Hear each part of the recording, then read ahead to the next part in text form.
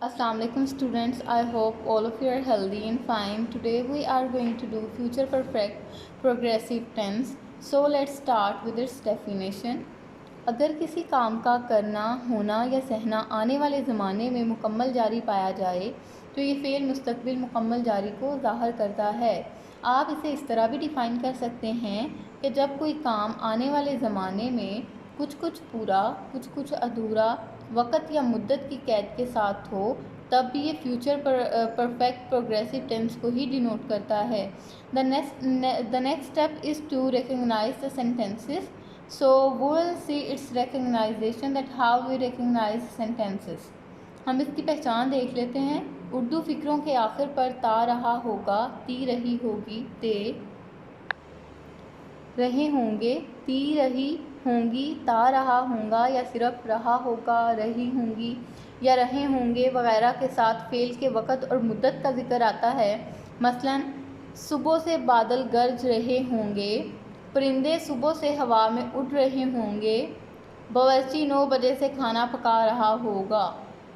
हमने सबसे पहले अफर्मेटिव सेंटेंसेस करने हैं, लेकिन हमें इस टेंस के रिगार्डिंग कुछ बातें याद रखनी हैं, कुछ रूल्स याद रखने हैं। So the first point is first form of verb plus ing which is also called present participle is used in this tense.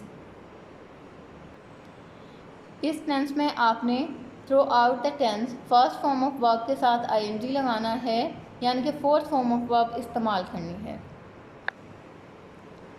The next point is helping verb will have been और shall have been is used in this tense. तो इस tense में आप दो helping verb इस्तेमाल करेंगे, एक will have been होगा और एक शैल हैव बीन होगा। The next rule is I and we are followed by shall have been but all the rest are followed by will have been. It means that we will use I and we with shall have been. हम इस tense में I और we के साथ shall have been का इस्तेमाल करेंगे। बाकी आपके जितने भी सब्जेक्ट्स होंगे वहाँ पे आपने will have been का इस्तेमाल करना है। इस टेंस में चूँकि हम since और for का इस्तेमाल करते हैं, तो सबसे पहले मैं आपको since और for का इस्तेमाल बता देती हूँ कि हम कहाँ कहाँ पे इस्तेमाल करेंगे। Since is used for point of time. In essence, or you can say in other words, the work started at a specific point and is still going on, or started at a specific point in the past, then continued and is going on still. इसका मतलब ये है कि अगर आपको फ़िक्रे में point of time को translate करना है, तब आप since का इस्तेमाल करेंगे, यानी कि आपको कोई वक्त स्पेसिफिक टाइम दिया गया है जिसे हमें खुद काउंट करना है, तो वहाँ पे आप सिंस का इस्तेमाल करेंगे। For example since morning, since evening, since 11 o'clock, since August, since 1970, since yesterday, since Monday extra. यहाँ पे हमें अगर फ़िक्रे में उर्दू में फ़िक्रा है वो सुबह से काम कर रहा होगा, तो हम वहाँ पे सिंस का इस्तेमाल करेंगे, क्योंकि फ़िक्रा पॉइंट ऑफ टाइम को डिनोट करता है। तो जहाँ पे भी फ़िक्रा पॉइंट ऑफ टाइम को डिनोट करता है तो आपने सिंस का इस्तेमाल करना है। For is used for period of time और फिक्स्ड पीरियड। फॉर का इस्तेमाल हम पीरियड ऑफ टाइम के लिए करते हैं, जिसे हम जिस फ़ेल के वक़्त या मुद्दत को, यानी कि अगर वहाँ पे कोई वर्ब इस्तेमाल हुआ है उसके पीरियड को हमें काउंट नहीं करना पड़ रहा, तो हम वहाँ पे फॉर का इस्तेमाल करेंगे। फॉर एग्ज़ाम्पल फॉर 2 hours, हमें उन्होंने जब खुद बता दिया कि 2 घंटे के लिए काम किया है, तो हमें उन्होंने टाइम को पॉइंट आउट नहीं किया। उन्होंने हमें एग्जैक्टली बताया है कि 2 घंटे के लिए, यानी कि हमें टाइम को काउंट नहीं करना पड़ा। टाइम काउंट किया हुआ है तो हम वहाँ पे फॉर का इस्तेमाल कर रहे हैं। For 2 hours, for 10 minutes, for 7 days, for 5 weeks, for 2 months, for several months etc. अब हमने ये सारे रूल्स तो हमने कर लिए थे सिंस और फॉर के इस्तेमाल से पहले। अब हमने अफर्मेटिव सेंटेंसेस की फॉर्मेशन देखनी है। सबसे पहले आप सब्जेक्ट लिखेंगे, देन आप विल हैव बीन और शैल हैव बीन, आप हेल्पिंग वर्ब का इस्तेमाल अकॉर्डिंग टू द सब्जेक्ट करेंगे, जो कि मैंने आपको बता दिया है। देन आप first form of verb plus ing लिखेंगे, देन आप ऑब्जेक्ट लिखेंगे, फिर आप सिंस और फॉर वाली फ्रेज़ लिखेंगे, यानी कि जहाँ पे सिंस या फिर फॉर का इस्तेमाल होगा वो वाली फ्रेज़ आपने लास्ट पे लिखनी है। हम इसकी कुछ एग्जांपल्स देख लेते हैं। फर्स्ट एग्जांपल है, वो 2 घंटे से वर्जिश कर रहा होगा। He will have been taking exercise for 2 hours। यहाँ पे ही आपका सब्जेक्ट है, will have been आपका हेल्पिंग वर्ब है। यहाँ पे हमने will have been इसलिए इस्तेमाल किया क्योंकि हमारा जो सब्जेक्ट है वो सिंगुलर है। टेक की फोर्थ फॉर्म जो होती है वो टेकिंग होती है, इसलिए हम यहाँ पे टेकिंग का इस्तेमाल कर रहे हैं। एक्सरसाइज आपका ऑब्जेक्ट है, फॉर 2 आवर्स जो है ये फॉर वाली फ्रेज़ है, ठीक है, क्योंकि हम यहाँ पे पीरियड ऑफ टाइम की 2 आवर्स की बात कर रहे हैं, इसलिए हमने यहाँ पे फॉर का इस्तेमाल किया।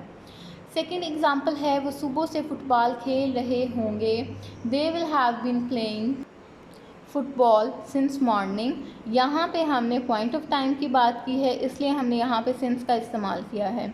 मैं जुलाई से वहाँ जा रही हूँगी। I shall have been going there since July. यहाँ भी हमने पॉइंट ऑफ टाइम की बात की है, इसलिए हम यहाँ पे सिंस का इस्तेमाल कर रहे हैं। इमरान 10 मिनट से नहा रहा होगा। Imran will have been taking a bath for 10 minutes. Fifth example है, आबदा 2 घंटे से कपड़े इस्त्री कर रही होगी। Abda will have been ironing clothes for 2 hours. इसके बाद हम नेगेटिव सेंटेंसेस को देख लेते हैं। So you need to remember that not is placed after will और शैल टू मेक नेगेटिव। हम फ़िक्रे को नेगेटिव बनाने के लिए विल या फिर शैल के बाद नॉट का इस्तेमाल करेंगे, लेकिन हमने हैव बीन से पहले नॉट लगाना है। हम इसकी फॉर्मेशन देख लेते हैं। सबसे पहले आप सब्जेक्ट लिखेंगे, देन आप विल या शैल लिखेंगे according to the subject, then आप नॉट लिखेंगे, फिर आप हैव बीन लिखेंगे, then first form of verb plus ing लिखेंगे। It means fourth form of verb आप लिखेंगे, फिर आप ऑब्जेक्ट लिखेंगे, देन लास्ट पे आप सिंस या फार वाली फ्रेज होगी जो आपकी, वो लिखेंगे आप। हम इसकी एग्जांपल्स कुछ देख लेते हैं। फर्स्ट एग्जांपल है, सूरज सुबह से चमक नहीं रहा होगा। The sun will not have been shining since morning. तो यहाँ पे ये द सन आपका सब्जेक्ट है। विल के बाद आपने फिक्रे में नॉट का इस्तेमाल किया नेगेटिव बनाने के लिए, और हैव बीन को हम बाद में इस्तेमाल करते हैं नॉट के। उसके बाद हमने शाइन की fourth form of verb shining इस्तेमाल की है। देन हमने यहाँ पे पॉइंट ऑफ टाइम की बात की है सुबह से, इसलिए हम सिंस का इस्तेमाल कर रहे हैं, सिंस मॉर्निंग। सेकेंड एग्जाम्पल है, मैं कई सालों से यहाँ नहीं रह रहा हूँगा। I shall not have been living here for several years. Third example है, लड़के 4 घंटे से हॉकी नहीं खेल रहे होंगे। The boys will not have been playing hockey for 4 hours. Fourth example है, मैं सुबह से चाय नहीं पी रही हूँगी। I shall not have been taking tea since morning. Fifth example है, वो कई घंटों से शोर नहीं मचा रहे होंगे। They will not have been making noise for several hours. इसके बाद हमने इंट्रोगेटिव सेंटेंसेस करने हैं।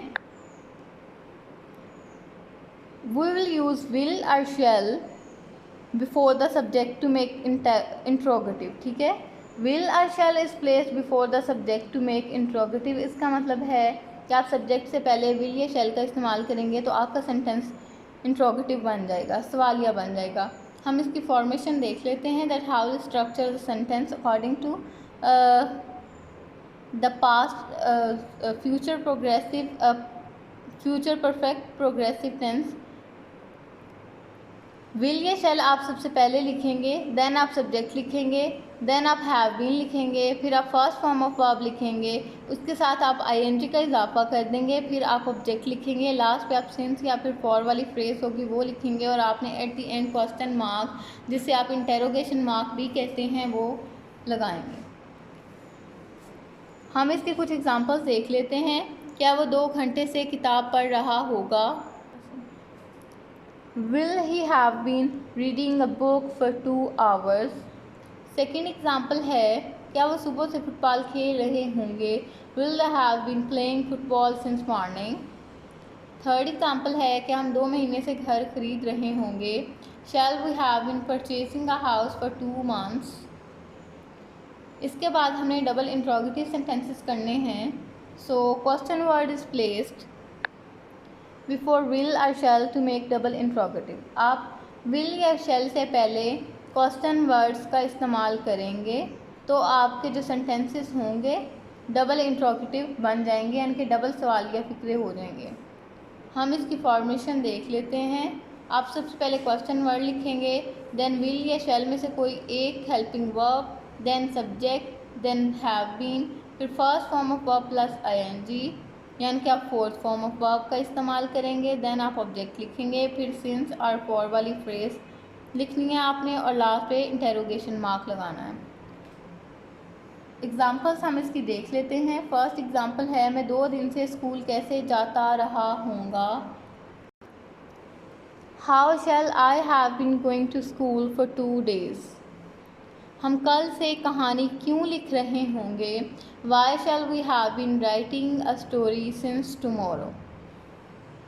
इसके बाद students I want to share with you that if will use the word मुद्दत से we will translate it with the word since long। ठीक है, वर्ड मुद्दत से is translated with since long।